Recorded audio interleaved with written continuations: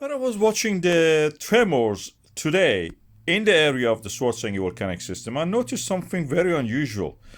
A cluster of the earthquakes, they're not a swarm, they're cluster. In the area near the Blue Lagoon, and you can see it here again, where to the left and here to the right, you can see that. And when you look at the location is at the Blue Lagoon. The depth of it is interesting, 0.1 kilometer, 100 meters. Very tiny tremors. And again, they continued. They started by 10:15 around that time, and they continued up to 12 o'clock. So this unusual Blue Lagoon earthquakes was detected and was a source of worry. It was very unusual. They turned up to be unusual and unnatural. Blue Lagoon, without announcing it seems had some construction doing at a depth of the less than 100 meters, probably taking advantage of all these hot rocks underneath to produce more energy, extend their work, produce more energy, provide more customers with the energy that they have. And surprisingly, in that area, we don't have any eruption, but we have lots of steam. As you can see here, this is the steam from the previous features. This is the precipitation in the form of rain and the snow evaporating when they come in contact with the hot rocks. At the depth also we have this. And surprisingly enough, I should say, later this cluster of earthquakes was eliminated.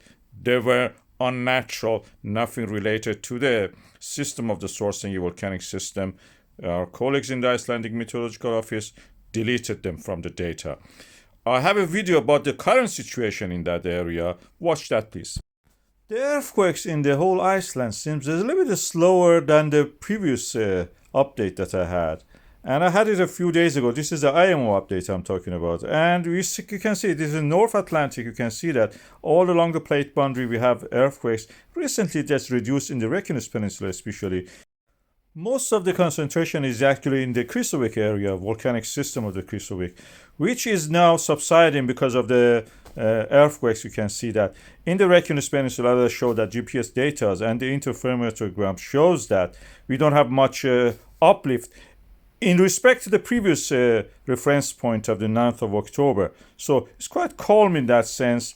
And we have the information that from the previous eruptions that we had around 31 to 96 or 99 million cubic meters of the magma was necessary to build up enough pressure to actually erupt. So there is a big uncertainty in this interval. So there is a possibility that we have the eruption in the late October to the early November, anytime between 1st to the 10th of the November.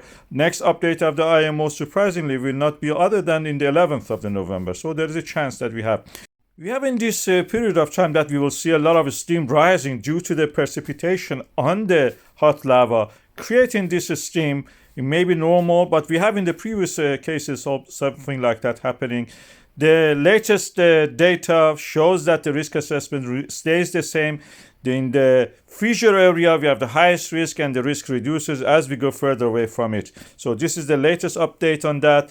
And also, this is the text of the brief update. I have the full update in the description part, and also in the YouTube post section, that you can see that there is some uncertainty. As I mentioned, the next update will be November 11th. Krýsuvík is actually some earthquakes continuing. The land is sinking in that area, building a magma chamber. So porosity of the rock is practically increasing.